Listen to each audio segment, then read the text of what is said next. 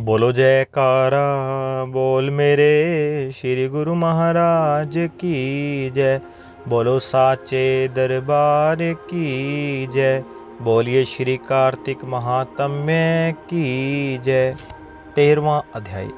राजा पृथु ने हाथ जोड़कर देवऋषि नारद जी से कहा, हे महाराज, अब भगवान की पूजा का महात्म्य सुनाने की कृपा कीजिए।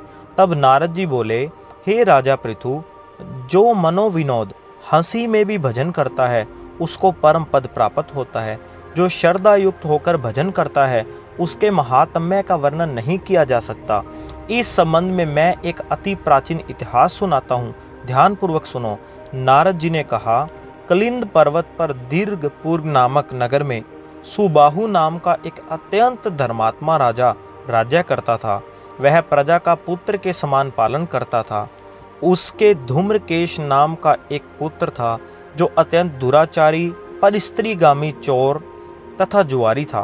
पुत्र के दुराचरणों को देखकर राजा सुबाहु ने उसे अनेक बार ताड़नाएं दी, परंतु वह किसी प्रकार नहीं माना।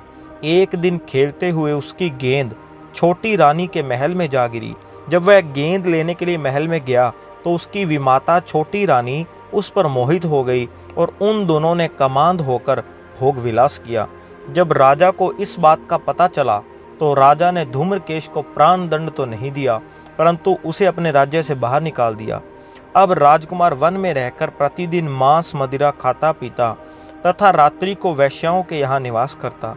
चोरी आदि करके जो भी धन वह प्राप्त करता सब वैश्याओं को दे देता। इस प्रकार अनेक वर्ष व्यतीत हो गए। एक समय वह भटकते भटकते वृंदावन में पहुंच गया। वृंदावन में धूम्रकेश ने सत्यव्रत नामक एक परम विष्णु भक्त को देखा जो अपना घर बार छोड़कर कार्तिक मास में वृंदावन में रहकर भगवान का पूजन करता तथा केवल कंद मूल और फल खाता था। वह भक्त प्रतिदिन भगवान से प्रार्थना करता, हे भगवान, इस दुख रूपी संसार में डूब रहे मुझ दीन की आप रक्षा करें। मैं राधा जी सहित आपको बारंबार नमस्कार करता हूँ। प्रेम मगन होकर वह कभी कभी रोने, कभी गाने और कभी नाचने लगता था। धूम्रकेश ने उस भक्त की जब ये क्रियाएं देखी तो रात्रि को वैश्य के घर आकर मिट्टी की एक मूर्ति बनाकर वैसे ही सब कृत्य किए और अंत में स्तुति आदि करके वैश्य के घर में ही सो गया। देव योग से राजा के दूत भी उसी समय वहां आ गए और उनके हाथ से धूम्रकेश मारा गया। यमदूत उसको महापापी समझकर मारते हुए पकड़कर यमराज के पास ले गए।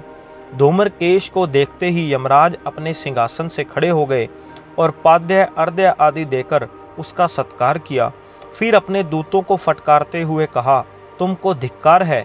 जब हमने यह आज्ञा दी हुई है कि विष्णु भक्तों को यहाँ पर मत लाओ, फिर धूम्रकेश को यहाँ पर क्यों लाए? उसने कार्तिक मास का व्रत वृंदावन धाम में चाहे हास्य ही में किया, फिर भी वह वैकुंठ में जाने का अधिकारी है। वैकुंठ में भेजने के पूर्व यमराज ने धूम्रकेतु को अपने निकट बैठाकर कहा, भगवान की भक्ति 9 प्रकार की है। उनकी कथा सुनने से राजा परीक्षित, कीर्तन से शुकदेव, स्मरण से प्रहलाद, पाद सेवा से लक्ष्मी, पूजा से पृथु, वंदना से अक्रूर, दास्य भाव से अर्जुन तथा आत्म निवेदन से राजा बलि जिस प्रकार परम पद को प्राप्त हुए हैं, उसी प्रकार चाहे हास्य से ही तुमने भगवान की पूजा की, मगर फिर भी तुम स्वर्ग के अधिकारी हो। यद्यपि अपने जीवन में किए गए पापों और दुष्कर्मों के कारण तुम घोर नरक के अधिकारी थे, परंतु क्योंकि तुमने कार्तिक मास में भगवान की पूजा की है, अतः अब निश्चय ही तुम्हें वैकुंठ प्राप्त होगा। कार्तिक मास में की गई भगवान की पूजा निरर्थक नहीं जाती। जहाँ पर भगवान शालिग्राम है वहीं पर गंडकी नदी तथा अन्य तीर्थ हैं। धूम्रकेश को शास्त्रों का कुछ भी ज्ञान नहीं था, अतः उसने हाथ जोड़कर यमराज से पूछा, हे स्वामी, भगवान सब नदियों को छोड़कर गंडकी को कैसे प्राप्त हुए? कृपा करके मुझे बतलाइए। यमराज ने कहा, किसी समय वेदशिरा नामक ऋषि सब लोगों के हित की कामना से गंगा जी के तट पर तपस्या कर रहे थे। उनके इस घोर तप से भयभीत होकर इंद्र ने ऋषि की तपस्या भंग करने के लिए मंजू घोषा नाम की अप्सरा को भेजा। मंजू घोषा उस रमणीक स्थान में क्रीड़ा करती हुई अपने रूप और यौवन का प्रदर्शन करके हाव भाव दिखाने लगी। फिर उसी स्थिति में उसने मुनि के चरणों का स्पर्श किया तो उनके रोमांच खड़े हो गए। तत्पश्चात मुनि को अपने वशीभूत जान मंजू घोषा ने अपनी दोनों भुजाएं उनके गले में डाल दी। तब क्रोधित होकर मुनि ने श्राप दिया कि तुम मुझे इस संसार सागर में डालने को उद्यत हुई हो, इसलिए नदी बन जाओ। मुनि का श्राप सुनकर मंजू घोषा रोने और बिलखने लगी। उसने प्रार्थना करते हुए मुनि से कहा, हे मुने, मैं श्राप के योग्य नहीं हूँ, आप मुझे क्षमा करें। उसकी प्रार्थना से द्रवित होकर मुनि ने कहा कि जिस समय भगवान विष्णु वृंदा के श्राप व शिला रूप होकर तुम में गंडकी में स्थित होंगे, तब तुम भगवान को धारण करने वाली होगी।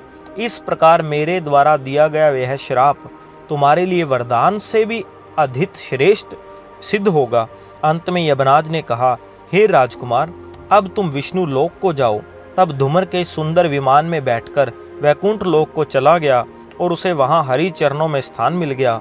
वह सब धूम्रकेश द्वारा कार्तिक मास में मात्र एक दिन पूजा करने का परिणाम था। यह कहकर नारद जी ने अपनी वाणी को विराम दिया। इति 13वां अध्याय समाप्तम। बोलो जयकारा बोल मेरे श्री गुरु महाराज की जय। बोलो साचे दरबार की जय। बोलिए श्री कार्तिक महात्म्य की जय।